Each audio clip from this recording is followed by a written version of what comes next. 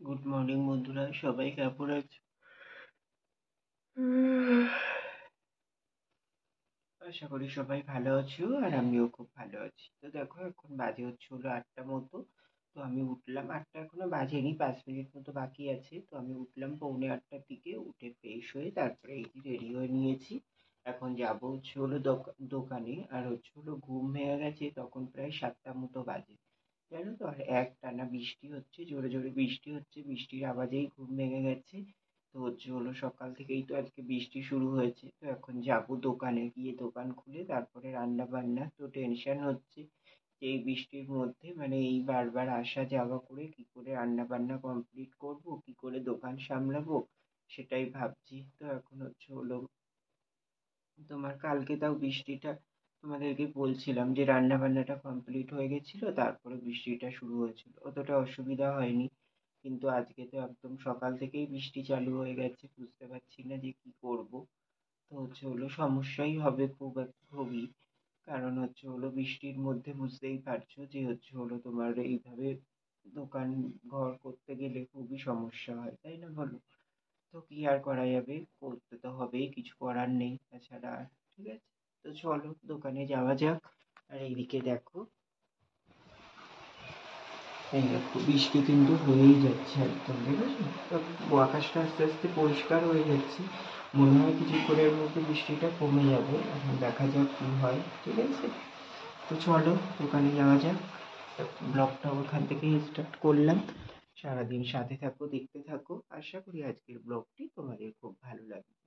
তো চলো, আবার পরে আসছি তাহলে।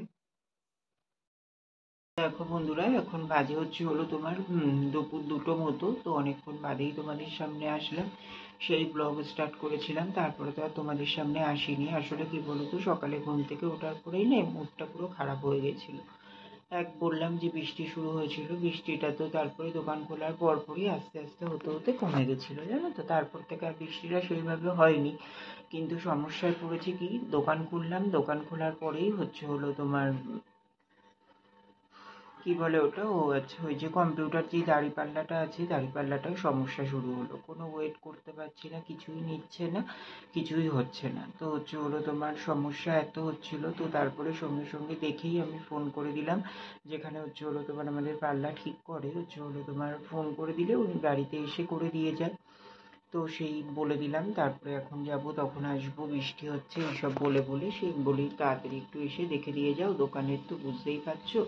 তো তারপরে আমাদের এখান থেকে ওই বাজারের মধ্যে বলছিল ওনার দোকান আছে, দোকানে নিয়ে যাওয়ার কথা। তো আমি বললাম যে দেখুন, আমি তো দোকানে যেতে পারবো না, আমার একটু সমস্যা আছে, তাহলে আমাকে দোকানটা বন্ধ করে যেতে হবে, এবং বাড়িতে তো তেমন কেউ নেই দোকান সামলানোর। তো আপনি যদি একটু আসেন তাহলে ভালো হয়। তো বললাম, তো বললো ঠিক আছে যাবো। এখন তখন করতে করতে সে আর আসে না এরকম করতে করতে তারপরে তো তোমার এইদিকে রান্না বান্না তো চলছে, করেই যাচ্ছি। এইদিকে দোকানে তোমার মাল দিচ্ছি, এদিক ওদিক করে করে কম, মানে খুব অসুবিধাই হচ্ছিল। বেশি কম চলে যাচ্ছে মাল, কিন্তু খদ্দেরগুলো ছেড়ে দিলেও তো সমস্যা, তাই না বলো?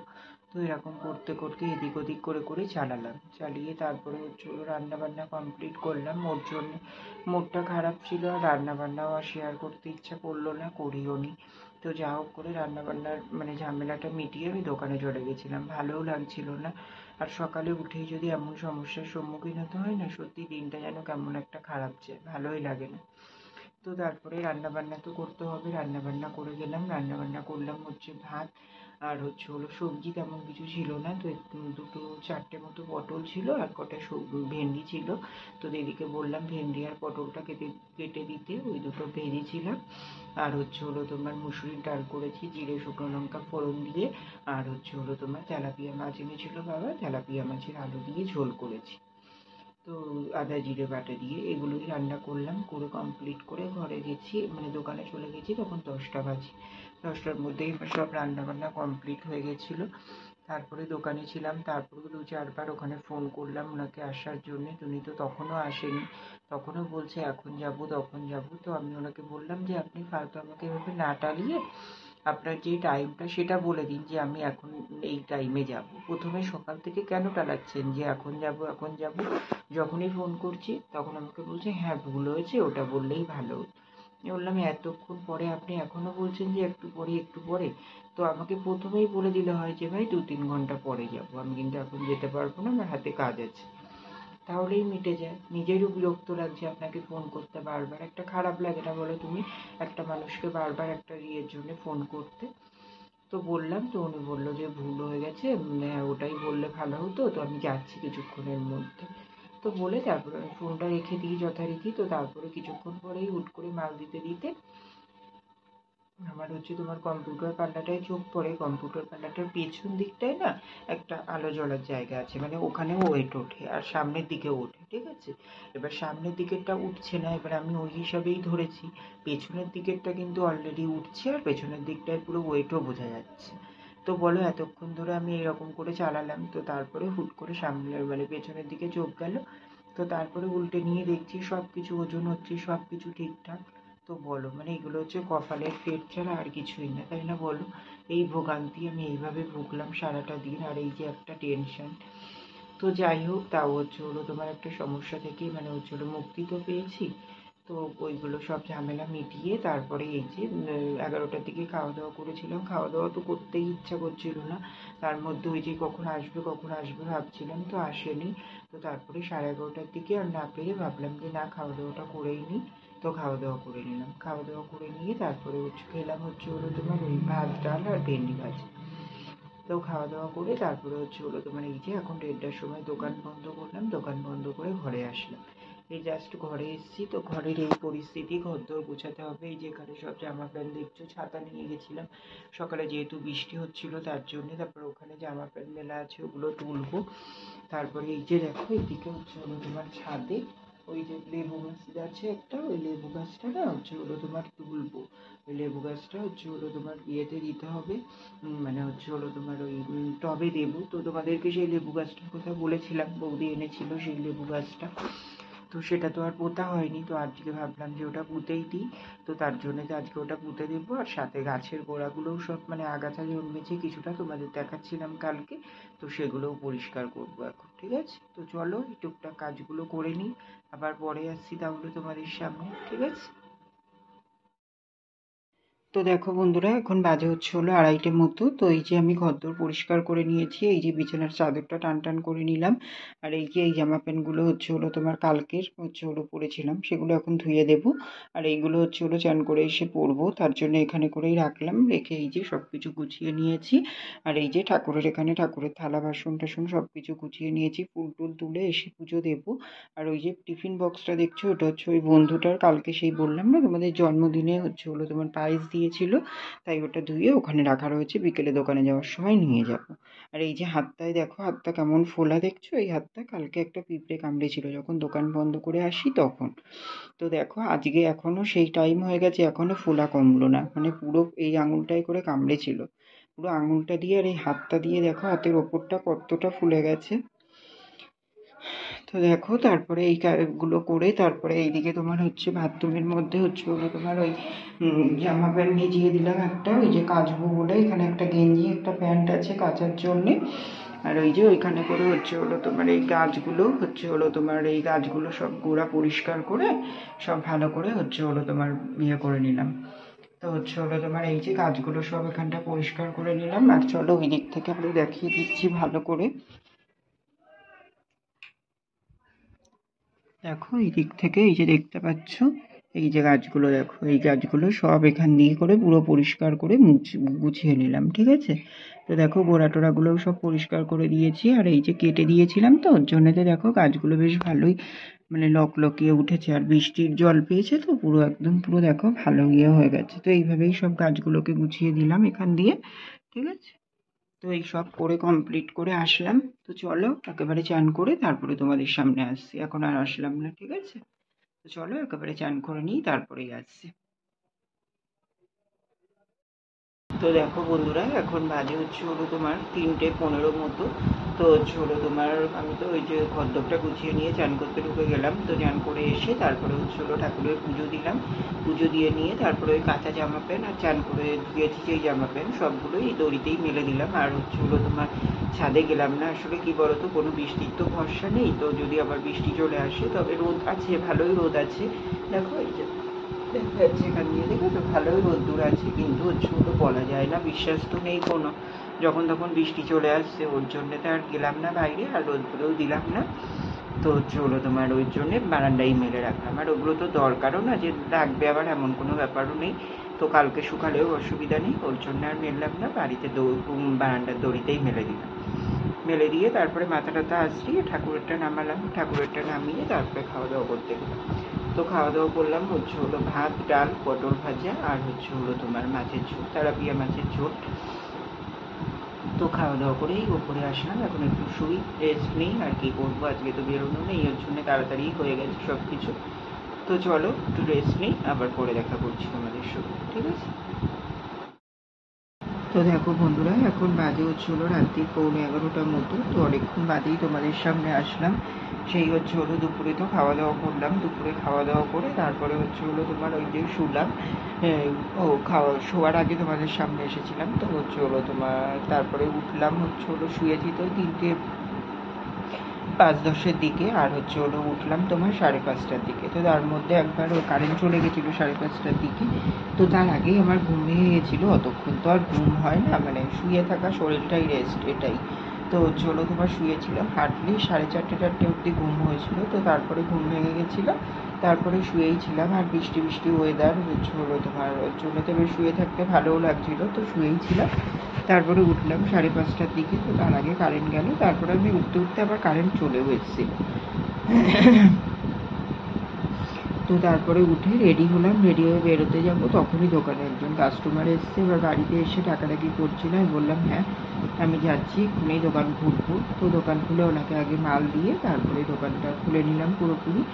তো খুলে নিয়ে তারপরে হচ্ছে হলো তোমার এই যে দোকানে ছিলাম, তারপরে হচ্ছে হলো তোমার একটা রিলস আপলোড দিলাম। তারপরে হচ্ছে হলো তোমার ওই সন্ধ্যের দিকে সন্ধ্যে দিলাম, 6:45টার দিকে সন্ধ্যে দিয়ে তারপরে হচ্ছে হলো তোমার চা বিস্কুট খেলাম, ওই 7:30টার দিকে চা খেলাম। তারপরে হচ্ছে হলো তোমার ভাত বসাতে আসলাম, এসে দেখি হচ্ছে হলো তোমার মা ভাত বসিয়ে দিয়েছে অলরেডি।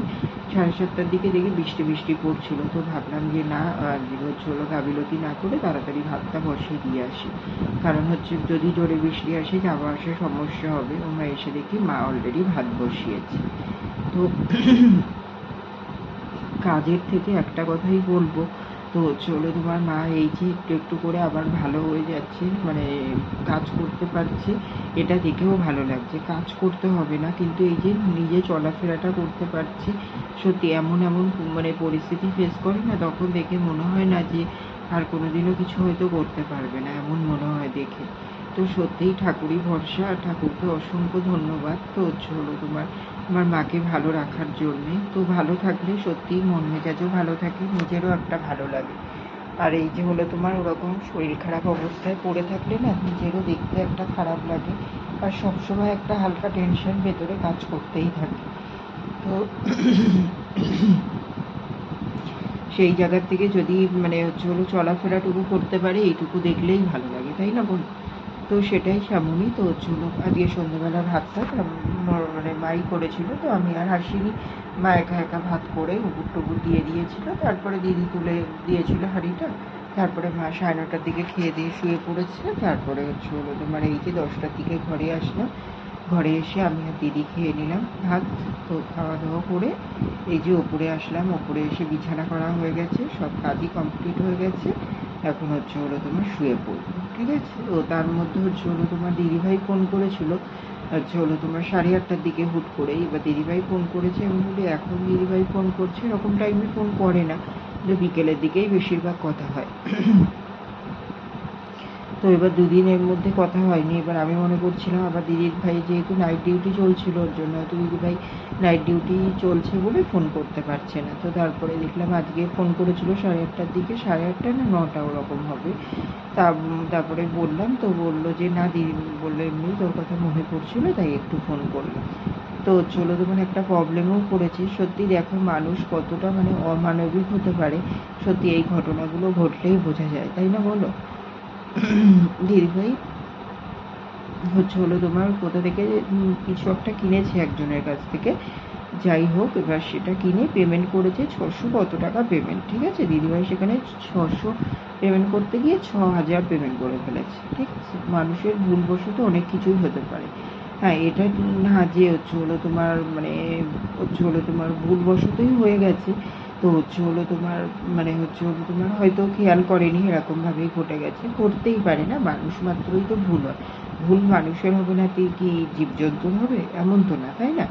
তো হয়ে গেছে, তো তোমার যথারীতি তারপরে দিদিভাই দেখে যে এরকম পেমেন্ট হয়ে গেছে, তো তখন দিদিভাই তাকে জানায় যে এরকম পেমেন্ট হয়েছে, এরকম করে ফেলেছি, তো আমার ব্যালেন্স টাকাটা যদি রিটার্ন করে দেওয়া হয়। তো উনি তখন বলেন যে তোমার উনি নাকি রিটার্ন করতে পারবে না, ওনার নাকি হ্যাক ট্যাক হয়ে যায় ফোন, এখন নাকি অনেক সমস্যা হয় তার জন্য। বলো, এই কথাটার কোনো মানে আছে? নিজে অনলাইন বিজনেস করছে, নিজে অনলাইনে টাকা পেমেন্ট করতে বলছে কাস্টমারদের, আর নিজে তোমার কাস্টমারদেরকে ওনার টাকা পেমেন্ট করতে গেলে ওনার হ্যাকারের চিন্তা হচ্ছে। তাহলে বলো, মানুষ কত মানে কত রকমের হতে পারে। সত্যিই তাই, মানে এই পৃথিবীতে চললেই বোঝা যায় যে মানুষ কত রকমের হতে পারে। সেখান থেকে উনি দিদিভাইকে অ্যাডভাইস দিচ্ছে, ব্যাংকে যান, গিয়ে অ্যাপ্লিকেশন করুন, তারপরে আপনি টাকা এমনি রিটার্ন পেয়ে যাবেন, এই সেই, ঠিক আছে। এদিকে উনি রিটার্ন করবেন। তো যাই হোক, দিদিভাই তো এমনি শান্ত স্বভাবের, অত হেডেকের মধ্যে যাবেও না, করবে না। তারপরে তোমার দিদিভাই ব্যাংকে গেছিলো, ব্যাংকে গিয়ে বলেছে, এবার উনি বললো যে 1 সপ্তাহের মধ্যে রিটার্ন পাবে। আবার ব্যাংকে গিয়ে বললো, ব্যাংক বলছে 1 সপ্তাহ না 1 মাস। তাহলে এবার তুমি বলো যে এগুলোর কোনো মানে হয়? নিজের টাকা নিজেই করে এখন ফালতু এইসব করে মানে করতে হচ্ছে, কোনো মানে সেই বলে না, কপালে দুর্ভোগ থাকলে কতভাবেই ঘটতে পারে। তো আমি শুনে সত্যি অবাক হয়ে গেছি ঘটনাটা। আর মানে যাকে পেমেন্টটা করা হয়েছে তার শুধু মানে তোমার মানসিকতাটা ভাবো কতটা বাজে, সেকেন্ডের মধ্যে যেই ঘটনাটা মানে নির্মূল হয়ে যায়, সেখানে সেই ঘটনাটাকে নিয়ে কতটা বড় আকার ধারণ করলো। কি হচ্ছে, ফালতু যার টাকা তার সমস্যা পড়তে হচ্ছে তাকে, একটা দুটো টাকা নয়, 6টা 1000 টাকা, বুঝতেই পারছো। তো তাই দিদিভাই বলছিল, মন খারাপ করছিল, বলছে মনে হলো তোকে জানাই, তাই তোকে ফোন করলাম। সত্যি শুনে আমারও খারাপ লাগলো, মানে এইসবদের কি করতে হয় যে মানে কিছু বলার নেই, আর সত্যি এদের বলার মতন কোনো ভাষা নেই। তো কি আর বলবো, দিদিভাইকে বললাম মন খারাপ করো না, ভগবানকে ডাকো, দেখো তাড়াতাড়ি করে যেন মানে তুমি টাকাটা ঢুকে যায়। ফালতু এই 1 মাস হলে দিদিভাইয়ের আবার একটু বেরোনো আছে, তো টাকা পয়সারও দরকার, তো হুট করে এইরকম এতটা টাকা মানে হয়ে গেলে বুঝতেই পারছো কতটা সমস্যা। তো দেখা যাক এখন কবে কি হয়। সত্যি এই মানুষগুলোকে মানে সত্যি এই মানুষগুলো পৃথিবীতে আছে বলেই না পৃথিবীর এই হাল, বুঝলে তো? এটাই হচ্ছে একদম বাস্তব সত্যি কথা, এর আর কিছু বলার নেই। তো যাই হোক, তো তোমার এই সব ঘটনা, আর কি বলো। তো চলো বন্ধুরা, আজকের ভিডিওটা এখানেই শেষ করে দিচ্ছি। তোমরা সবাই খুব ভালো থেকো, সুস্থ থেকো, আর আমার ভিডিওটি যদি ভালো লেগে থাকে অবশ্যই লাইক কমেন্ট অ্যান্ড শেয়ার করে দিও, সাবস্ক্রাইব করতে ভুলো না কিন্তু। তো চলো বন্ধুরা, টাটা, গুড নাইট।